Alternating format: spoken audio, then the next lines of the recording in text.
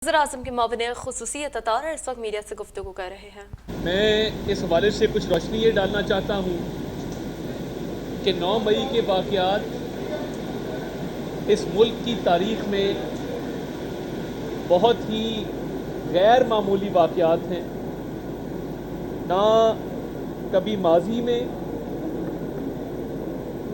किसी दुश्मन ने ये जुर्रत की कि वो पाकिस्तान की दिफाई तनसीबात, पाकिस्तान के दिफाई इदारे,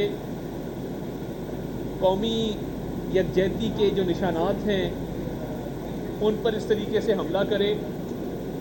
ना कभी मुल्क के अंदर इस तरह के हालात पैदा हुए। तो मैं ये समझता हूँ कि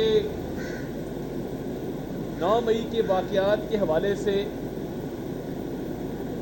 तमाम तर वो मुल्ज़िमान जिन पर केस बनाए गए हैं, जो तफ्तीशी इदारों की तहवील में हैं, जिनके ट्रायल चल रहे हैं, उनके हवाले से ठोस शवाहिद और सबूत मौजूद हैं कि ये इस साजिश में ना सिर्फ मुलव्विस थे बल्कि इन्होंने पाकिस्तान के वक़ार को मजरूह करने की कोशिश की।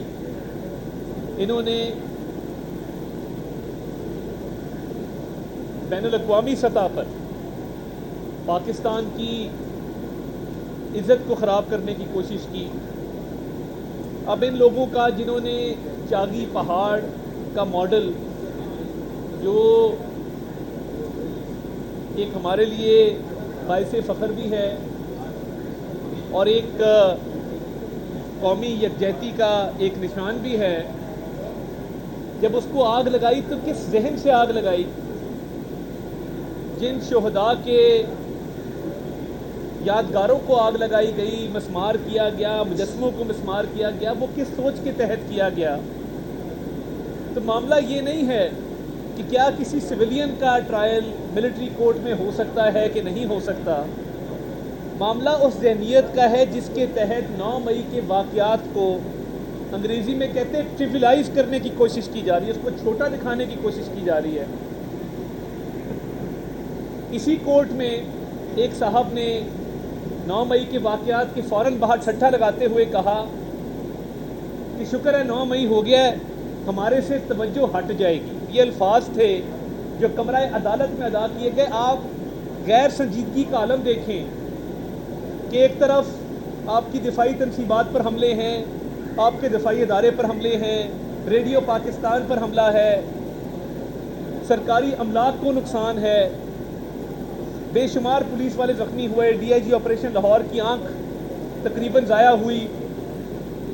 तो ये 9 मई एक सोच के तहत ये वाक़यात 9 मई के किए गए थे। अब इन लोगों का जो संगीन जराइम में मुलव्विस थे, अगर मिलिट्री कोर्ट के ज़रिए ट्रायल नहीं किया जाना तो फिर किस कोर्ट के ज़रिए ट्रायल किया जाना है?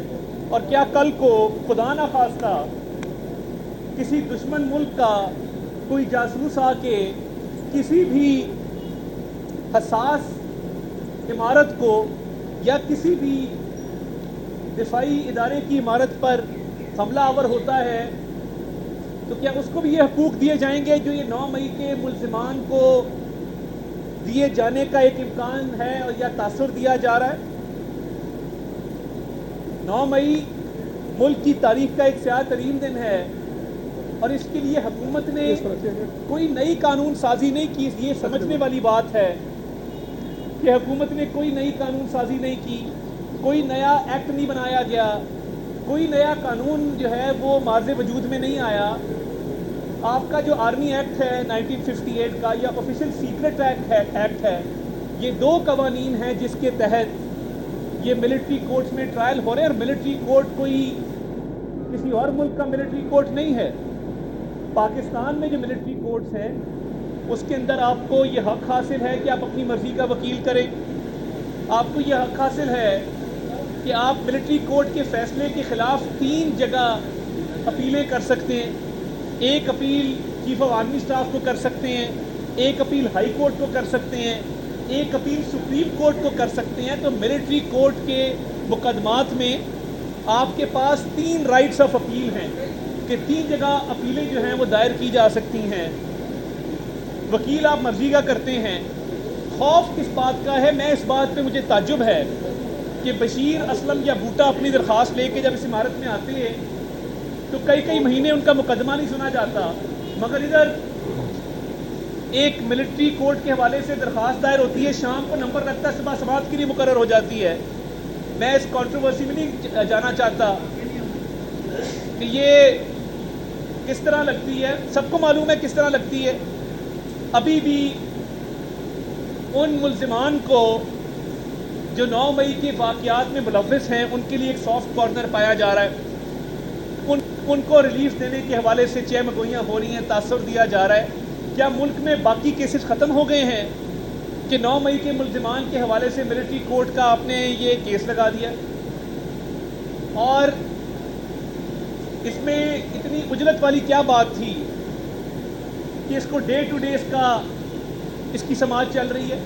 عید کی چھٹیاں آگے, مگر تیزی اتنی ہے کہ آج جمعے والے دن بھی جبکہ سرکاری دفاتر بند ہو جاتے ہیں, باقی عدالتیں بند ہو جاتی ہیں, ابھی بھی یہ کیس چل رہا ہے جس طرح کہ اس کے علاوہ اور ملک میں کوئی قومی نوعیت کا, قومی اہمیت کا کیس ہی اور کوئی نہیں ہے.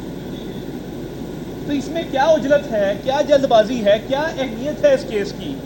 یا تو آپ پارلیمان کو کہہ دیں کہ آرمی ایکٹ 1958 کو ریپیل کر دے, یا تو پارلیمان کو کہہ دیں کہ آفیشیل سیکرٹس ایکٹ کو ریپیل کر دے, یا تو پارلیمان کو کہہ دیں کہ کلبھوشن کے حوالے سے بھی نرمی اختیار کی جائے, جس طرح 9 مئی کے ملزمان کو ایک تحفظ دینے کی کوشش کی جا رہی ہے. تو یہ 9 مئی کے ملزمان تو ان کے لیے تو کوئی معافی نہیں ہے. جن پر دہشت گردی کے مقدمات بنتے ہیں وہ دہشت گردی کی عدالتوں میں چلائے جائیں گے, مگر جنہوں نے حساس عمارتوں پر حملے کیے ہیں, جنہوں نے دفاعی تنصیبات پہ حملے کیے ہیں, ان کا ملٹری کورٹ میں کیوں ٹرائل نہ چلایا جائے؟ اس کی کیا وجہ ہے؟